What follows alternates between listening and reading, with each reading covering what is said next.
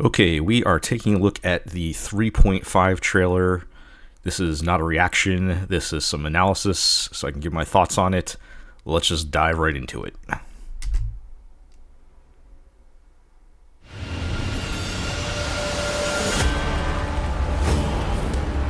we see Casters and Hyacine, right? And then, of course, this is the new March 7th, who they just dripped as Evernight, right? And it is a little weird. She is holding Amphoreus in her hand and, well, swallowing it. What does that mean exactly? I don't know, but I do really like her design. Love that face. I think that's more of a symbolic thing than her actually eating Amphoreus, but... Okay, so... This part, we're going to see the Chrysos heirs come up here. I think this is probably showing how they die in this timeline. Because obviously this is not how Aglaia dies in the timeline we saw, right? I don't know exactly what's going on. It appears the garment makers are betraying her or something. And we'll see... I don't even want to speculate what happened here. That is very sad. Anything involving Tribby. You know, it looks like Anaxa is probably sacrificing himself again. Okay. Is Cypher look tiny here? Is it just me? Is it just the angle? Because I feel like somewhere they also referred to her as Little Cypher, and this is like 1,000 years ago that 3.5 is taking place. But do they die at that point? I don't know. That's kind of the speculation, I guess. But to me, I don't know if it's the angle. It looks like she's like a smaller here. Like when we saw her in the flashbacks in the main story, when we had the art of her as a child. It is a little crazy to me that they would like redo her model for that, but I don't know. Let me know what you all think on that one. We get the shot of, you know, the Flame Reaver and basically where we ended off in 3.4. And man, they go by so fast. We got to really try to catch everything here. I'm assuming this is Lygus revealing himself in some way. Four Flames. That was also probably still Lygus, I think. I don't think it's Iron Tomb yet, because I think he's going to show up later. Well, I guess we can't really see. Yeah, that's probably Lygus. Okay, we get Ceridra appears. She's summoning Isolines. We get our... Let's take a look at Danny. Oh, there we go. So, we get our new Dan Heng form. As of recording, they have not dripped his name yet, so I'm not going to speak it yet. But I'm sure that will either be happening tonight or very soon. I like his new form broadly. I think a lot of people have been a little critical because it looks like they haven't really done much with it. But I think it's cool. They probably could have done something maybe a little different. Like, well, you know, what they did with March. I love the fact that they made her evil or Dark March or whatever. It's a very good flip.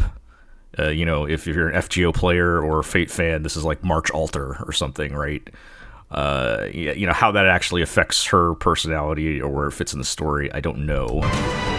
I will say, as we go on to the next image here with Herta and Skrullum, I think, my speculation, it will be they're going to be the ones that are going to kind of insert March and Dan Heng into this cycle to help the Trailblazer out. So they're going to like basically program it so that they're the Chrysos heir for that particular Titan. I don't know exactly, because we also don't know exactly what March is doing right now anyway, so maybe that's a little off, but I could also see like Dan Heng making it back to the Astral Express and being like, I can't just leave Trailblazer in there, get me in there, and they program him in. So I think at least for Dan Heng that'll happen. Maybe March is already there and whatever is going on with her turns her into Evernight. Who knows, but I do think for Dan Heng that's probably what's going to happen. Alright, we just get the Chrysos heirs again. We got Cyrene. And, oh. So, this is probably not a surprise. There was a kind of message that went out. I forget if that was on Twitter or where that was on one of the official channels that said something to the effect of, is it Dux Gladiatorium or whoever, whatever the other name for Hyselines is, murdered the Imperator. And this appears to be Hyseline's sword pointed at the throat of Ceridra. So that checks out as to why that would happen when, she seems to be so devoted to her, or vice versa. We'll have to find out. But that is an interesting twist. And we have Hyselins there. Nothing too much to say about Hyselins, but this is an interesting part with March. I personally think this is going to be more symbolic than her literally falling apart. Or, maybe the body that we've seen all along was fake this whole time. Maybe she really is just a memory and from the remembrance. Who knows? But I think this actual imagery is probably just cool symbolism more than reality. But we'll see. Dan Heng looking sad. I kind of don't like him not having a spear if he is going to a sword. That feels weird. Although, maybe that was foreshadowing at the beginning of Amphoreus when his spear gets broken. So maybe they'll play off that, like, well, his spear's busted, so now he's got to use a sword. We'll see. Alright. Sorry, Finon. Hey, is her, the thing on her wrist Amphoreus? The bow? Or is that just pure coincidence? I don't know. But yeah, I can just see it now. People are going to complain, and maybe I'll be one of them, of why does the Trailblazer always have to get a new girlfriend everywhere? And we already had one with Castris, so we're already moving on to another one. But yeah, sorry, Finon. At least you have your boyfriend. And this is just time-lapse, right? I don't think... There is... interesting, up in the top right-hand corner, Stellaron hunters are here. Be fascinated to see how they factor into this. I guess it would make sense because at some point, this is all going to tie to a Stellaron, right? Like, it has to. That's just how this game works. But interesting that they're here in this picture. Otherwise, we got the other Chrysosairs that we know. And we get our shot of new Dan Heng and Evernight. Yeah, the more I look at the Dan Heng thing, it does look like they just like ripped his jacket off or something. Maybe they could have done a little more. I don't know. Like, it looks fine, it looks cool, but considering March got the full redesign, I can get why people are not into it.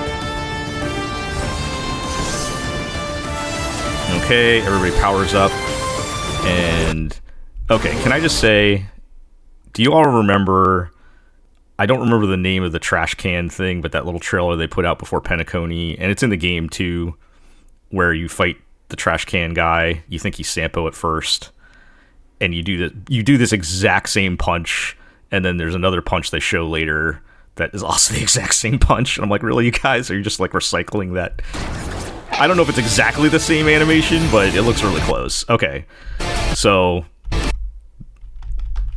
it's hard to see through all the bullets, but that is Iron Tomb, right? Presumably, that is what we're expecting. Are we going to fight Iron Tomb in 3.5? Are they just getting ahead of themselves? I feel like they're getting ahead of themselves because we already know March and Dan Heng are not going to be in this patch, at least that you can pull. It seems like they'll appear in the story, but I don't know. Are we actually going to get the Iron Tomb boss? I feel like that's not going to happen yet. Alright, we get to see all the new characters in there. Nothing to analyze, this is just cool, right? Fighting Iron Tomb. Interesting that Ceridra was fighting with us. And we get, and there we get Cyrene, presumably. Okay, I did not play Honkai Impact 3rd. I don't know much about it, but what I do know is there's a character named Elysia that looks exactly like this. Like, they're not even, like, I know Acheron is supposed to be Raiden Mei as well, but at least there's like legally distinct differences between Raiden Mei in Honkai Impact 3rd and Acheron. the Raiden B May, if you will. This is this is Elysia. Like, go Google Elysia from Honkai Impact 3rd. This is her. Yeah, so this was the other shot I'm talking about, where he's punching the trash can, and now we're just punching. I don't know whose fist that is. Is it Lygus? I don't know. Or maybe that. I don't think it would be Iron Tomb. But yeah, I feel like they stole this exact same shot.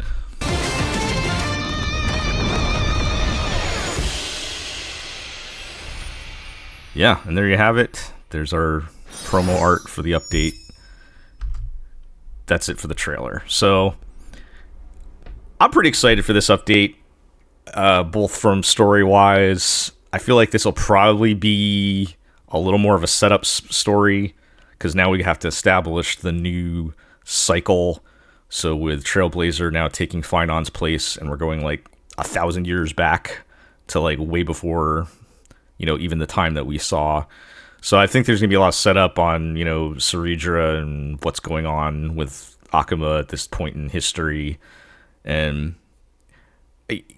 I think the big stuff maybe will actually happen in 3.6 is my guess on the story. But excited to see the new characters for sure.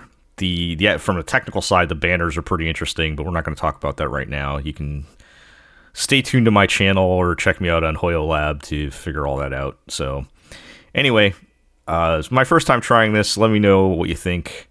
If you enjoyed it, you can like, comment, subscribe, ring that notification bell, all those good things, and we'll catch you later. Bye.